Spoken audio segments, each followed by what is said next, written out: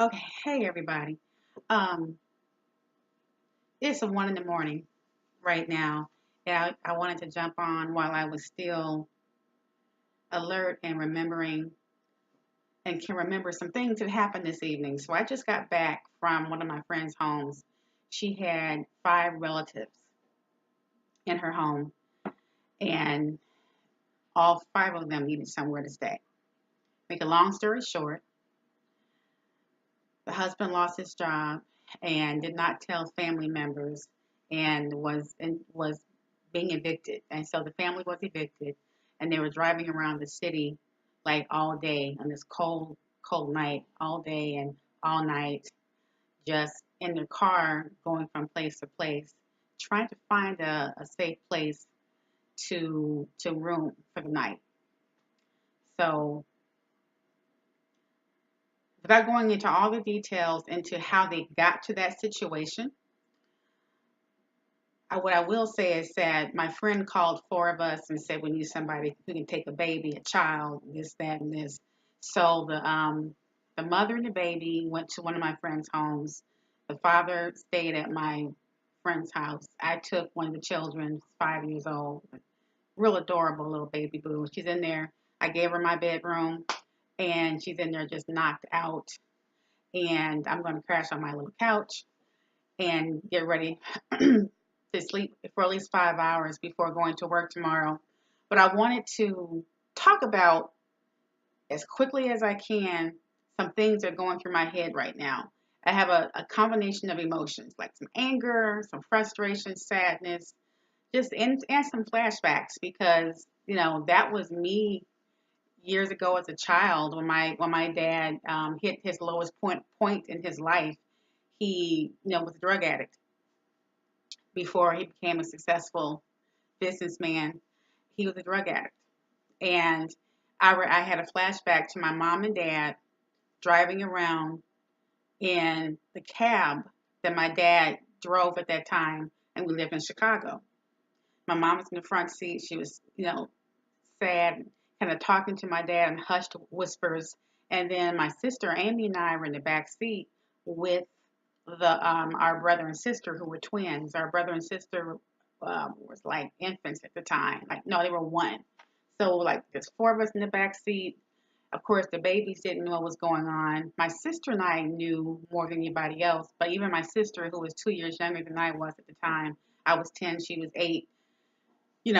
She was just kind of playing with her dolls and sucking her thumb and not really paying attention. I felt like the tension of that. I felt the magnitude of what was going on, that we were homeless. We were in a cab driving around Chicago of all places, and we were looking for a place to go. In a town full of family members, we didn't have a place to go. And eventually we ended up in a motel room. I'll tell you that story later. This is about my friend. But so I thought about all of those things. So when my friend called, she said, Kenya, I know you have to go to work tomorrow. I know you're staying in a small apartment and you're trying to buy a house, blah, blah, blah, blah, blah. She said, I really need your help. I need you, and I just need to find somewhere to put these babies. And so I said, no problem. I'll come get her. I took the 5-year old and I thought, okay, I need somewhere to put her tomorrow because I have to go to work. I can't call out. And then my friend said, don't worry about it. She said, I'll come get her in the morning before you go to work. You just give us just let her have a place to stay. She said, I absolutely have no more space.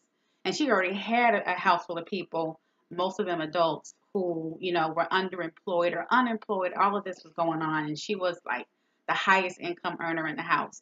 She was housing brothers and sisters and their babies and housing a grandmother. She just had all kinds of folks and things going on. So she was stressed. So anyway, we took care of that. And, you know, as I was driving home, I was looking at the little girl and I smiled at her and I kept telling her it's going to be fine. And she kept asking me, she said, is mommy and daddy going to be fine? Where's my daddy and where's my mommy? She kept asking these questions because, she's 5 and all she knows is her intact family unit has broken apart. and everybody's going all these different places, and she has no idea who I am. I could be a monster, right? So I had to just kind of just talk to her and keep her calm and drive, and also stay alert. So um, I want to say something, and I'm going to expand on this point later, but I want to get these thoughts out now while they're there. And the first thought that I want to get out is we most of us who live in the city and even some parts of the country or the suburbs, we are this modern self that we have lost our ability to take care of ourselves. And I don't mean that in the sense that we don't know how to get a job or go out there and hustle and figure out how to make or sell something. We really don't know the basic rudimentary components of survival that has been taken from us.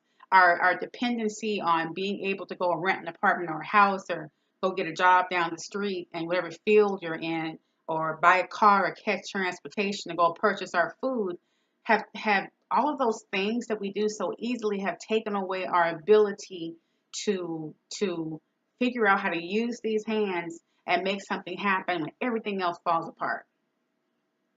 And now in this political and economic climate, that's so dangerous for us not to know. For us not to know. I'm going to step out on a limb and say every single person should know how to build their own house, wire their own house, do plumbing. We should know how to bake bread from scratch, shoot a rabbit, skin it, cook it, grow our own vegetables, filter our own water. We should know how to create medicines out of herbs. All of these things that we are so dependent on that dictate whether or not we are impoverished or uber wealthy have been taken from us. We don't even have a desire to want to learn how to do them. And if you do them, you're considered as quaint. Or, oh, you know how to do what? Oh, that's so cute. You know how to do that. We say stupid stuff like that and not realizing how lost we are. I had my upteeth friend who loves me, by the way, say, well, I don't understand why you want all that land, all that upkeep. They're living in a condo on West Peachtree. It's size of 750 square feet with all of their stuff in storage, paying an HOA fee and a cat and a small dog, and everything they have to do, they have to go drive to go do. They have to go drive to the gym and drive to the pool. They have to drive to the grocery store. They're spending a lot of money in their car maneuvering the city to go to places because they traded in their freedom for convenience. But they've also traded a skill set. And I told my friend, I said, well, let me tell you something. If there were a huge catastrophe, okay, and all the food was spoiled or inedible, and all the housing were destroyed, and there was no more transportation, what would you do? And she said, oh, you mean like the hurricane victims? I said, yeah, the hurricane victims. What would you do? Because the hurricane victims just sat out there in the water waiting for somebody to rescue them.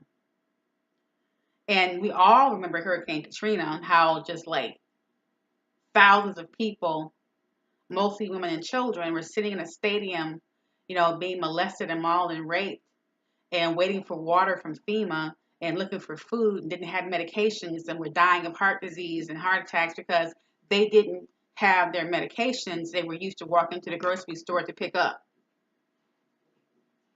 I said, so what would you do? Do you know how to survive?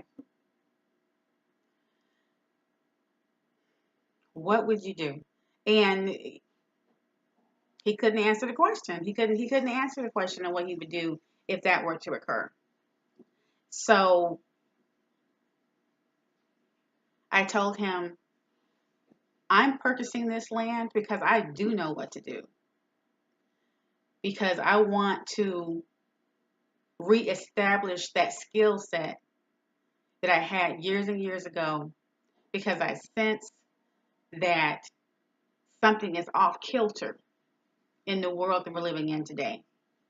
And for all of my other intellectual and educational pursuits and all the endeavors that I engage in to earn money using my brain, I need to remember how to use my hands. I want to be less dependent on these systems and more dependent on my ability to survive. I said, so, in a sense, for me, it's almost like it's a test of, I won't say a test of my humanity, but just a test of my resilience. And I'm not going anywhere and roughing it. There are real homesteaders out there who are like building their homes from scratch. I'm going to build a home, but I'm also going to there will also already be a home on the land that I'm purchasing. So in that sense, I'm not even roughing it that hard. But there are going to be things I can do with that land that I will never be able to do in the city. And so that brings me back to my friend and her friends and family that we had to help. There has to come a point, we have to get to a point where we think about life beyond that moment, life beyond all the concepts that our education and society and the news and friends tell us we should think about. We have to kind of think beyond ourselves and think about our abilities and our usefulness as human beings. When I looked into the eyes of the Father, all I saw was just desolation. I saw sadness and, a little bit of embarrassment, a lot of shame, which he didn't have to feel shame in front of us. We were there to help him, and just confusion. The wife, who is pregnant with the sixth baby, was distressed, tired, angry. All the kids were teary. Everybody was confused. And I really believe that confusion comes from, it's not supposed to get like this. Like, how do we get to this point? What happened at this point? And right now I'm getting tired because it's like almost 1:30. So I'm going to go on and go to bed so I can try to get up, get the baby boo ready, and get myself ready for work tomorrow. But I do want to, I just wanted to reiterate all the things that I said in my first few videos. And, the overwhelming theme in those first 3 videos is what was self-sufficiency, a change, and resilience. And we as a group need more of that. We need, as a group of people, of human beings, I'm talking everybody.